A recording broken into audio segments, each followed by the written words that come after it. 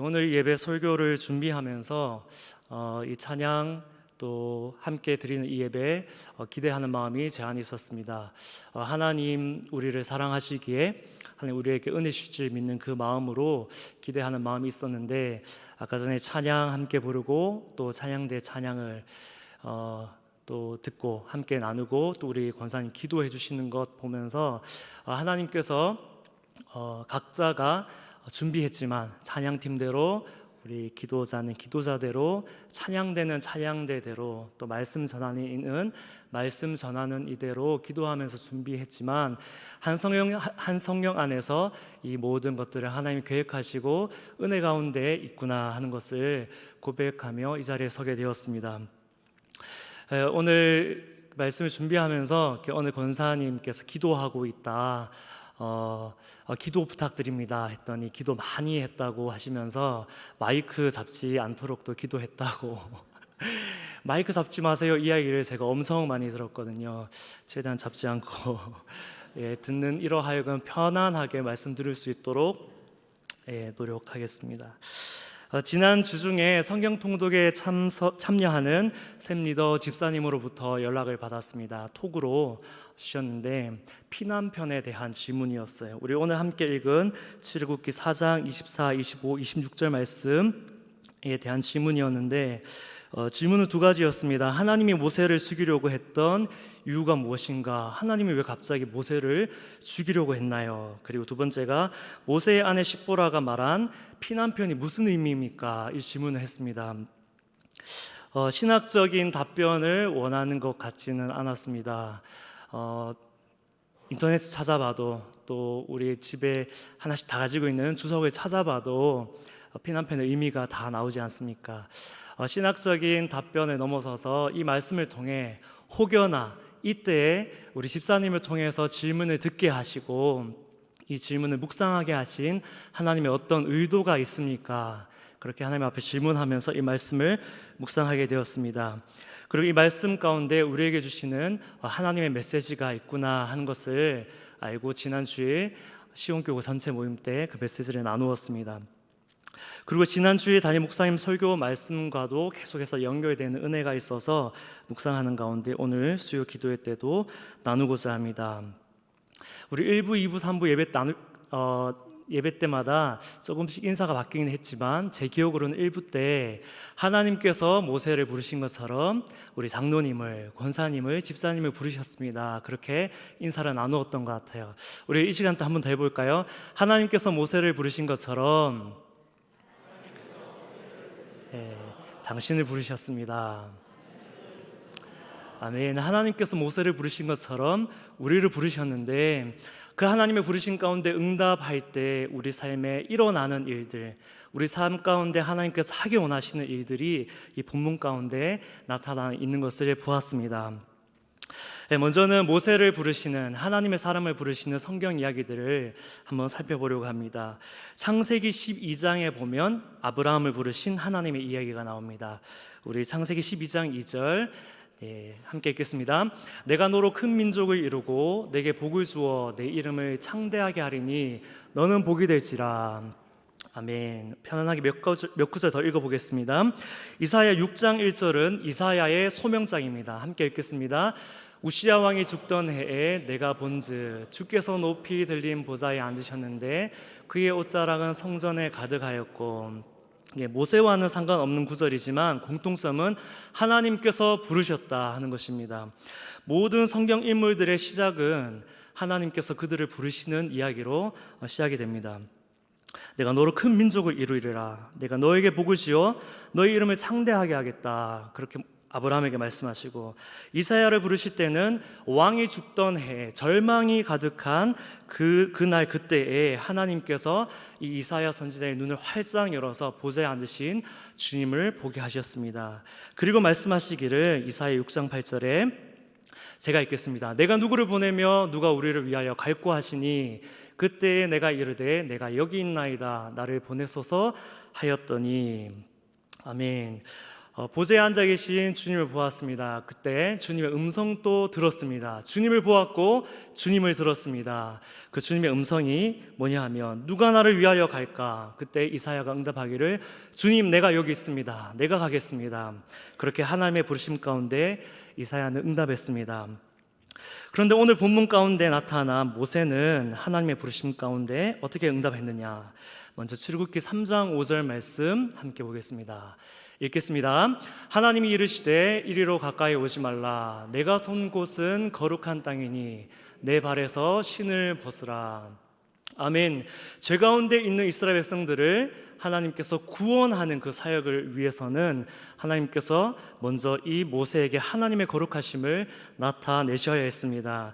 이렇게 하나님을 만나고 하나님의 부르심을 경험한 이 모세는 하나님께 하나님 저는 못하겠습니다. 그렇게 반응했지만 하나님 이렇게 말씀하셨죠. 지난 주일 우리 예배 설교 본문이기도 합니다. 3장 10절 말씀 함께 읽겠습니다. 이제 내가 너를 바로에게 보내어 너에게 내 백성 이스라엘 자손을 애굽에서 인도하여 내게 하리라. 아멘. 너는 할 수 없다 하지만 나는 반드시 너를 통해서 내 백성 이스라엘을 구원해낼 것이다. 하나님 모세에게 그렇게 말씀하셨습니다. 여기까지 잘 따라오셨죠. 하나님께서 하나님의 일을 행하실 때는 반드시 사람을 부르시는데 그 소명장이 성경에 다 기록되어 있더라. 이 세 명의 인물 외에도 많습니다. 그런데 우리 이 자리 가운데 함께 예배하는 또 영상으로 예배하는 우리 성도님들의 인생 가운데 소명장은 어디입니까? 우리 성경책에는 몇 장 몇 절이라 기록되어 있지만 내 인생에 하나님 나라 불러주신 내 인생의 소명장은 몇 년, 몇 월, 며칠 그때 하나님 나를 찾아와 주셨습니다. 그렇게 주님 앞에 고백하는 인생의 소명장이 있을 것입니다.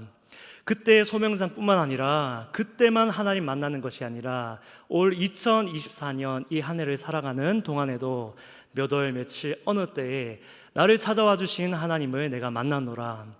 나를 위로하시고 나에게 힘주시는 그 하나님의 은혜를 내가 경험했노라. 하나님 감사합니다. 내가 주님을 보았고 내가 주의 음성 들었습니다. 그렇게 고백하는 이 한 해가 여러분의 소명장을 쓰는 한 해 될 수 있기를 축복합니다. 아멘. 이 모세의 인생 가운데 찾아오신 하나님께서 이제 모세를 통해 일하시겠다고 하시는데 이 나이가 80세였습니다. 우리 잘 알듯이 40년은 이집트에서 40년은 광야에서 시간을 보내지요. 어쩌면 이집트 왕궁은 많은 지식을 또 많은 훈련을 많은 것들을 배우는 그런 시간이었을 텐데 광야에서의 그 40년은 내가 여기서 뭐 하고 있지? 이 시간의 의미를 다 알 수 없는 그런 헤매이는 시간이었을지도 모르겠습니다. 그런데 하나님께서는 하나님의 사람을 사용하시기 위해서는 반드시 이집트 왕궁에서와 같은 시간 그리고 미디안 광야에서와 같은 시간을 다 허용하셔서 그 시간들을 통하여 합력하여 선을 이루어 가시는 하나님이십니다.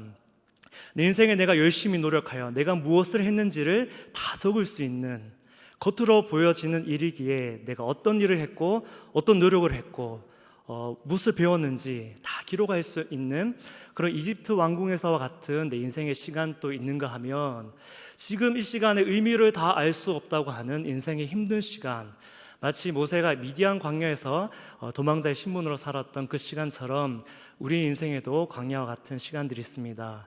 인생이 해석되어지지 않는 시간.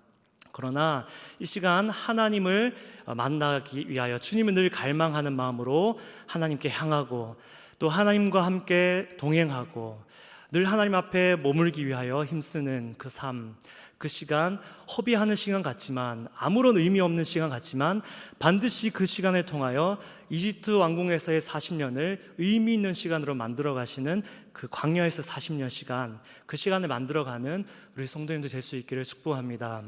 하나님께서는 이 두 시간을 다 허용하시고 다 지나가게 하신 이후에 출애굽기 3장에서 내 신을 벗으라 그렇게 하나님의 거룩하심을 나타내셨습니다. 우리 많은 어른들 또 이렇게 자녀 세대를 둔 우리 부모님도 함께하고 계시는데 우리 자녀들이 사회적으로 어느 위치에 섰을 때 마음에 안심이 되기도 하지요. 이제 됐다. 어느 정도 자기의 일을 해나가는 시기가 되었구나.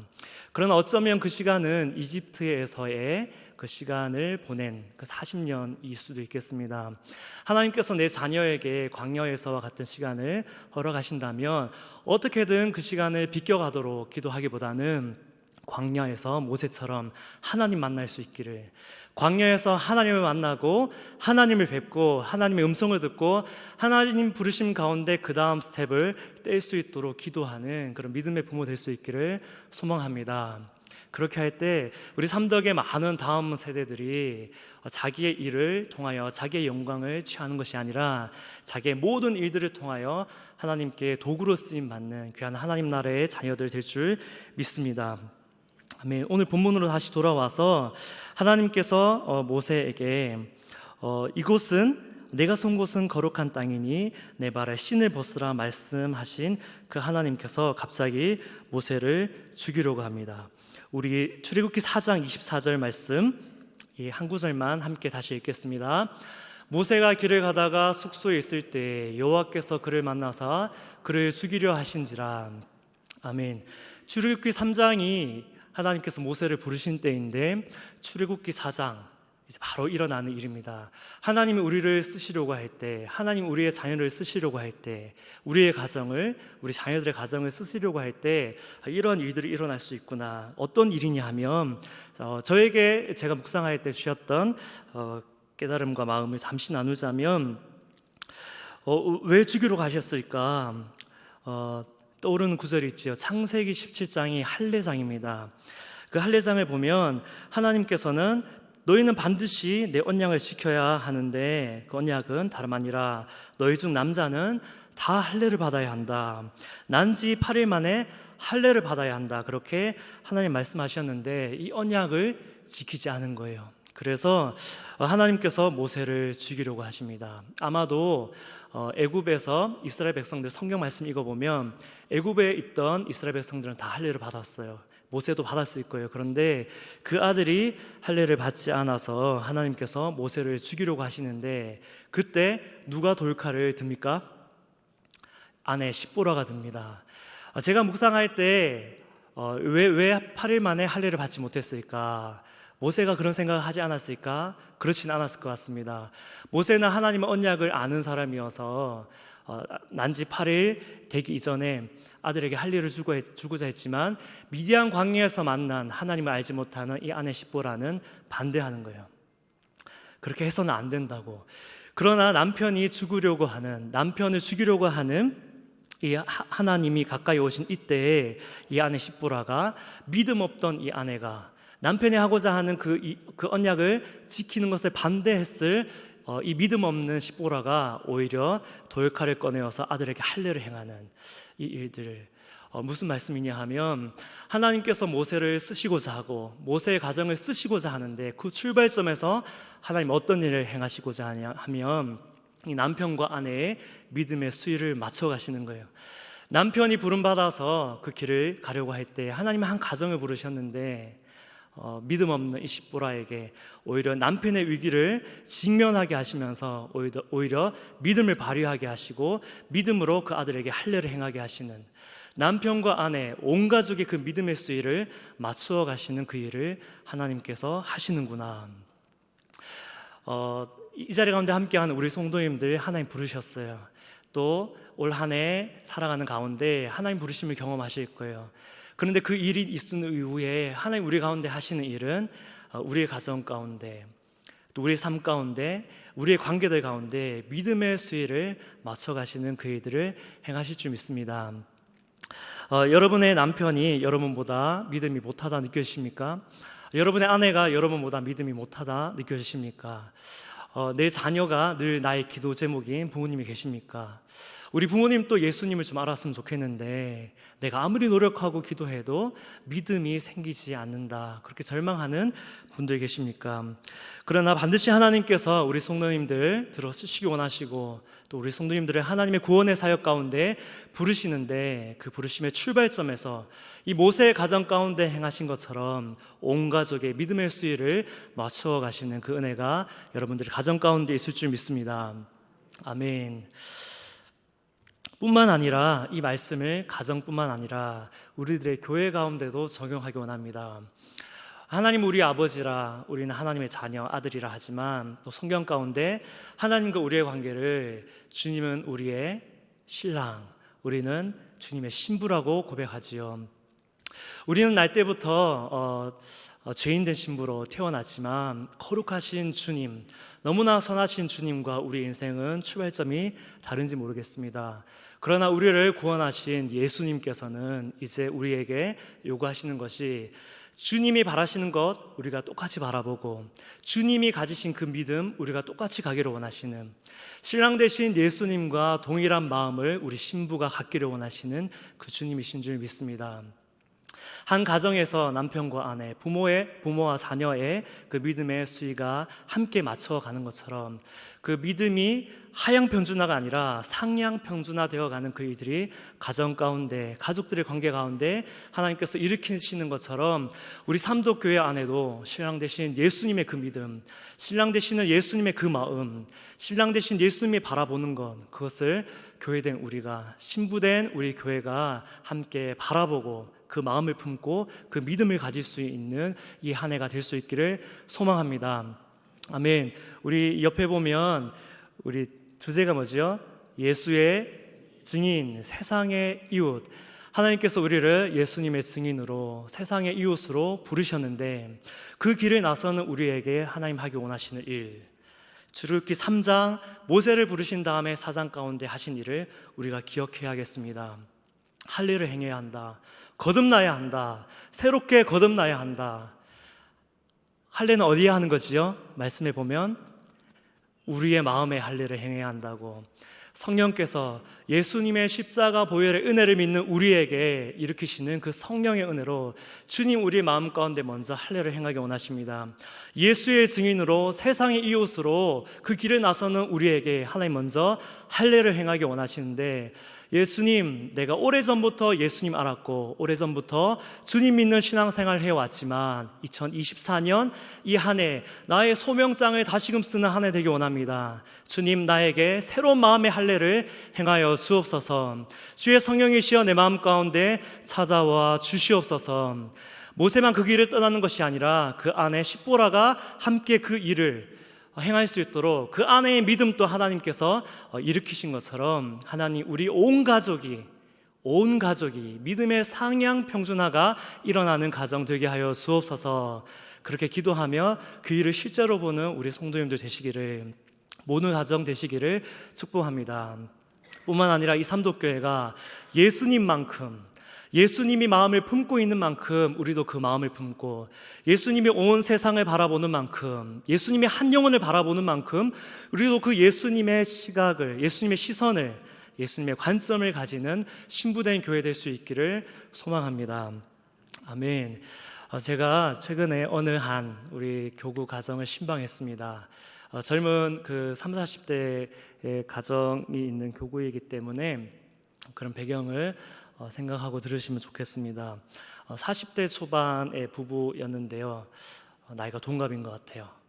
나이가 비슷한 연령대인데 결혼한 지는 한 10년, 12년 정도 된 것 같습니다. 이야기를 들어보니 아내는 남편을 만나 결혼할 즈음부터 이제 신앙생활을 시작하게 된 것 같습니다. 이제 신앙생활을 한 지 한 10년, 11년, 12년. 그러나 남편은 어렸을 때부터 신앙생활을 해왔던 성도님이셨습니다. 함께 대화를 나누고 기도를 하는데 제가 느끼게 된 것은 아내 되시는 성도님이 20대 후반에 30이 다 돼서야 예수님을 알게 되고 신앙생활을 시작했지만 지나온 10년을 돌아보니 하나님께서 이 부부의 믿음의 수위를 똑같이 맞추셨구나, 이 믿음의 높이를 똑같이 맞추셨구나 하는 것을 느끼게 되었습니다. 마치 그림이 그려진 것처럼 하나님께서 이 아내 되신 성도님 마음 가운데 복음의 씨앗을 심어주셨는데, 비를 내리시는 분 누구시지요? 하나님이시지요. 햇빛을 비추시는 분 누구시지요? 하나님이십니다. 때에 따라 따뜻한 햇빛을 비추기도 하시고 때에 따라 비바람을 주기도 하시면서 그 인생의 많은 시간이 지나면서 하나님께서 뒤늦게 시작한 이 아내 되시는 성도님의 믿음을 엄청 자라게 하신, 그래서 오히려 남편을 위해서 기도하는 아내로 만들어 가신 그 시간을 볼 수 있었습니다. 그분들의 지난 10년을 제가 함께 보내진 않았지만 함께 대화 나누고 기도하는 가운데 하나님이 하셨구나, 우리의 믿음이 자라는 것은 하나님이 행하시는 일이기에 먼저 된 자가 나중되고 나중된 자가 먼저 된다는 그 말씀이 하나님께서 이렇게 성취해 가시는구나. 이 한 해 우리들의 가정 가운데, 우리 삼도 교회 가운데 하나님께서 이 일을 행하시기를, 사람이 하는 일이 아니라 하나님이 하시는 일이기에 뒤늦게 신앙생활 시작한 분들이 있다 하더라도 모두가 한 마음으로 주님이 우리 가운데 허락하시는 그 비전을 품고 서로가 서로를 위해 기도하며 하나님의 사역을 감당하는 우리 삼도교회 될 수 있기를 소망합니다. 아멘. 우리 함께 찬양하고 기도하겠습니다.